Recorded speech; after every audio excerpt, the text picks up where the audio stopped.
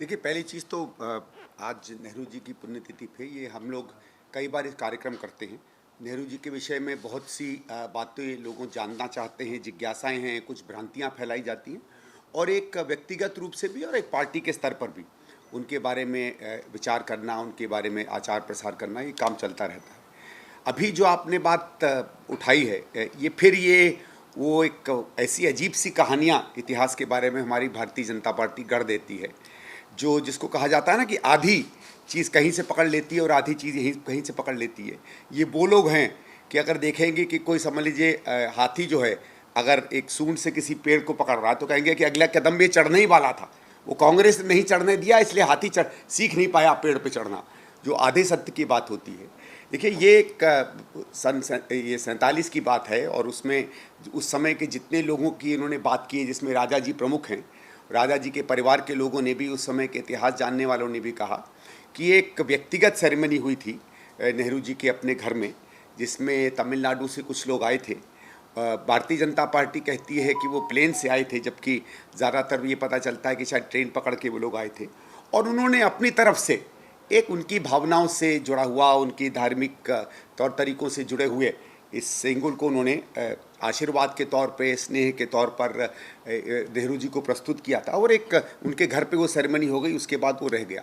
क्या उन्होंने इस बात को लॉर्ड माउंटबेटन को दिया, नहीं दिया, और दिया भी होगा तो उसमें क्या कोई औपचारिक बात थी, क्या कोई ऑफिशियल बात थी, इसका कहीं वर्णन नहीं है। और देखिए, जब किसी एक तो ये चीज़ याद रखिएगा कि उसके पहले एक कॉलोनियल रूल था, एक बरतानिया की महारानी थी जो हमारी महारानी मानी जाती थी, और अगर वो राज करती थी तो बरतानिया के संविधान के हिसाब से जो लिखा हुआ नहीं था, और बार बार वहाँ की सरकारें, जो वहाँ का एक्ट कहा जाता था, उसमें बार बार बदलाव करती थी और उसके अंदर में हिंदुस्तान में वो अपना राज किया करती थी। बरतानिया की हुकूमत की जितनी भी निशानियाँ हैं, उनमें से कोई भी निशानी में ये सेंगोल या इसके आसपास की चीज़ें नहीं बढ़ती हैं।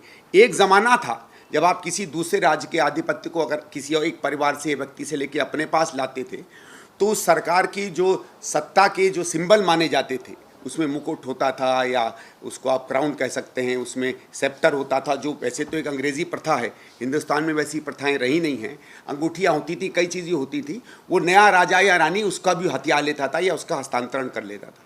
ना वो प्रथा हमारे यहाँ रही, ना बरतानिया के हुक्म के बाद हम किसी राजतंत्र में या किसी नई किंगडम में गए।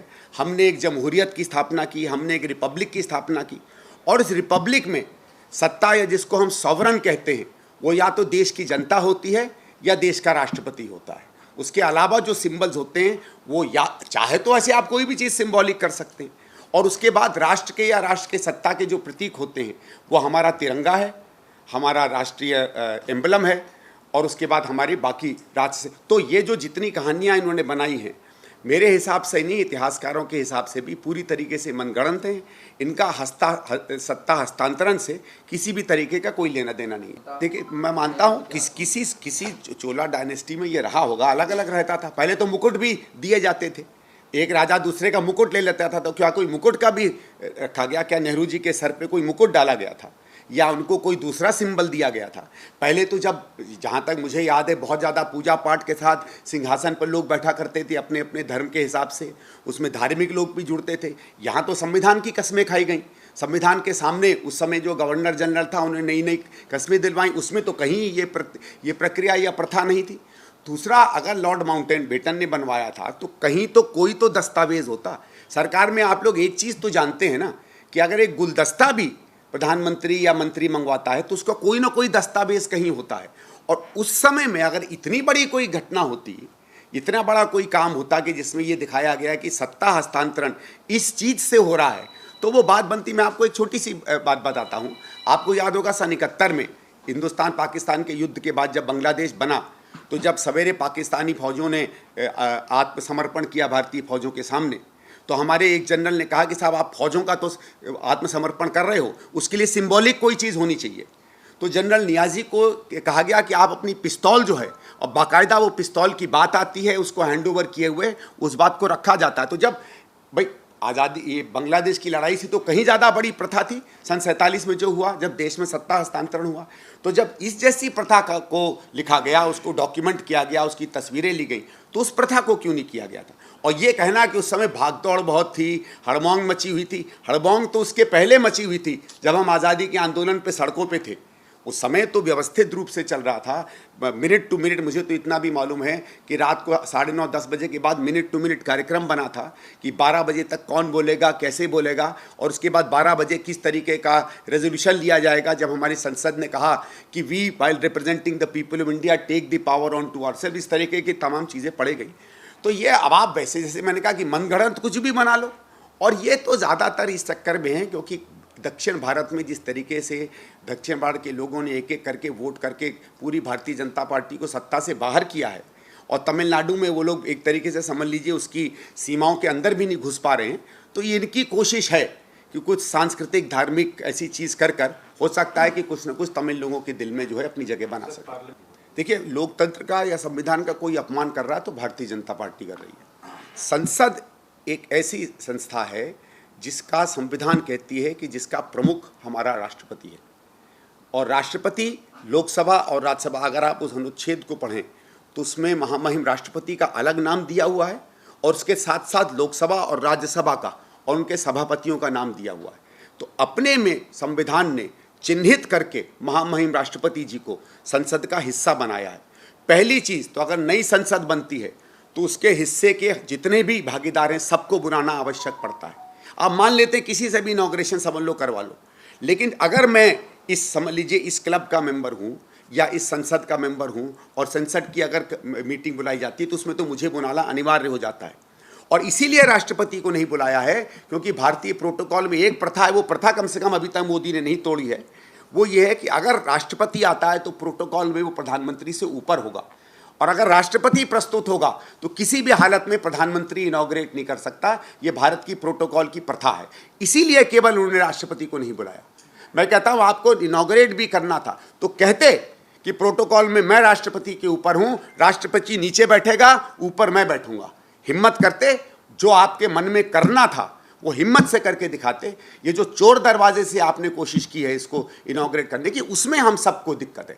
आपने नया भवन बनाया, अच्छा भवन बनाया, कोई दिक्कत नहीं है, देश की धरोहर है, बिल्डिंग अच्छी बने कैसी बने, बात बिल्डिंग से लोकतंत्र नहीं चलता है। लोकतंत्र की प्रथाओं से, लोकतंत्र के सम्मान से, लोकतंत्र की संस्कृति और संस्कार से चलता है। नहीं तो जैसे ये थोड़ी है कि अगर पुरानी वाली बिल्डिंग पुरानी थी तो वो कोई कम बेहतर वहाँ लोकतंत्र चल रहा था या आज कोई ज़्यादा बेहतर चलने लगेगा। लेकिन जब प्रथाएं होती हैं लोकतंत्र में या संविधान में या सरकार में, प्रथाओं के कुछ तौर तरीके होते हैं।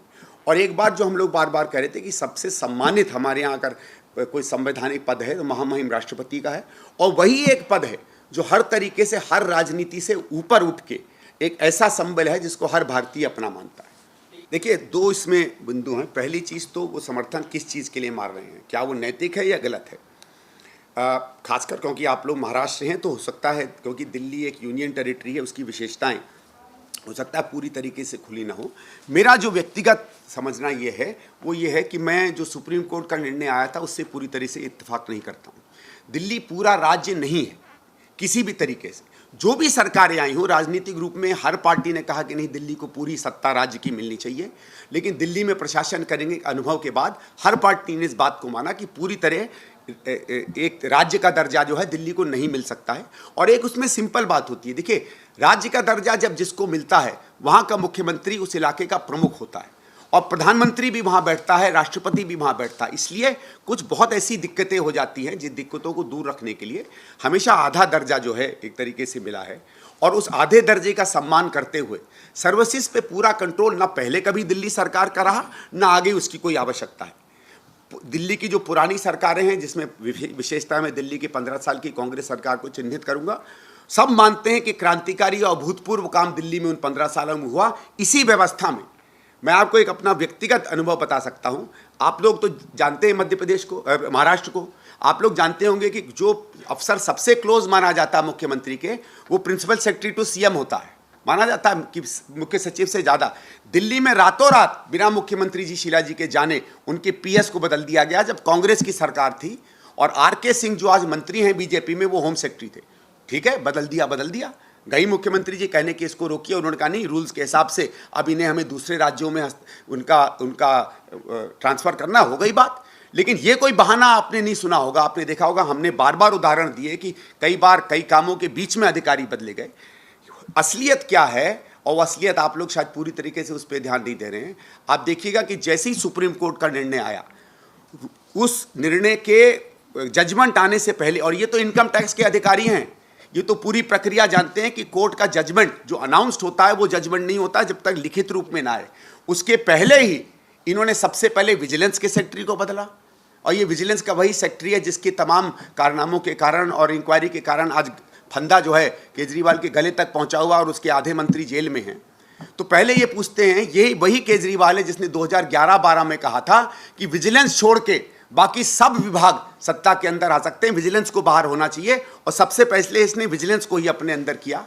और फिर जो बात निकल के आई कि रात को 2 और 3 बजे के बीच में विजिलेंस विभाग से कुछ फाइलें गायब की गई, ये सवाल तो कोई पूछे केजरीवाल से कि आप दुनिया भर के पास जो जा रहे हो सुप्रीम कोर्ट की जजमेंट को बदलवाने के लिए, आपने ये हथकंडे क्यों किए? आप ये सिर्फ बदलाव इसलिए चाहते थे क्योंकि आप जानते हो कि अगर स्वायत्त अधिकारी के अंदर इंक्वायरी होगी तो इसकी सरकार का कोई भी मंत्री जेल के बाहर नहीं बचेगा। ये बिल्कुल है, ये तो शुरू से है। आप देखिए 2014-15 से कोई भी काम नहीं होता है तो इस कारण से क्योंकि किसी और ने मुझे काम नहीं करने दिया। ये नई बात नहीं है, हमारे यहाँ पुराना होता है कि जब अगर बस और साइकिल की टक्कर हो जाए तो हमेशा बस वाले को गलत माना जाता है। तो ये जान के अपनी साइकिल लेके बस में भिड़ जाते हैं कि काम मैं नहीं कर पा रहा हूँ लेकिन ये दिखे कि मैं बेचारा हूँ।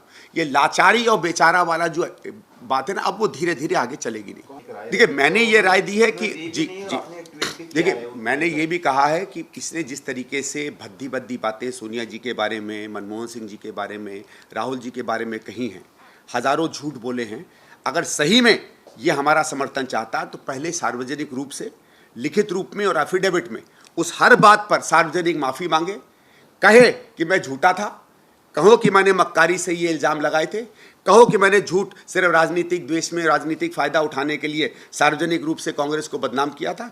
उन सब में माफ़ी मांगे, तब कांग्रेस सोच सकती है कि इसे मिलना चाहिए या नहीं मिलना चाहिए। आपको लगता है? नहीं, वो तो है, वो तो चाहते ही हैं। उनका हर कदम ही होता है कि किसी न किसी तरह अपने सत्ता के असर को बढ़ाते रहें।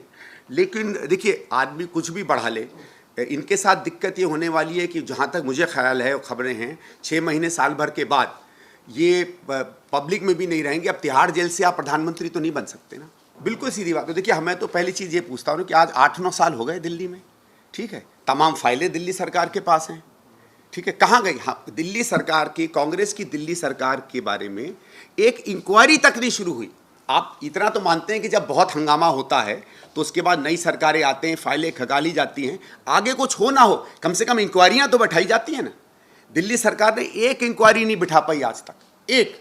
और ये इनका ये कहना कि विजिलेंस हमारे पास नहीं है, तो लोकायुक्त है ना आपके पास हाईकोर्ट है ना, आप लोकायुक्त को फाइलें भेज सकते थे, आप हाईकोर्ट को फाइलें भेज सकते थे। और कुछ नहीं तो पहले तो हर दूसरे दिन प्रेस कॉन्फ्रेंस करते थे ना, और कोई ना कोई कागज़ हिलाते रहते थे। अरे कागज़ ही हिला देते, भले अखबार की कटिंग होती, बल्कि कोई फर्जी होता, भले ऐसी कोई चिट्ठी होती। कहाँ गई इनके तमाम सबूत? इन्होंने कांग्रेस के ऊपर से नीचे मनगढ़ंत आरोप लगाए। ये जब सरकार में आए, इनको पता चला कि हम कुछ नहीं, झूठ के रथ पर बैठ के आए हैं। उसके बाद इन्होंने एक तरीके से, जिसको हमारे यहाँ यूपी में कहते हैं खुला खेल, फर्रुखाबादी किया पैसे में। आज जब फंस रहे हैं तब समझ में नहीं आ रहा है हम कहाँ जाएं।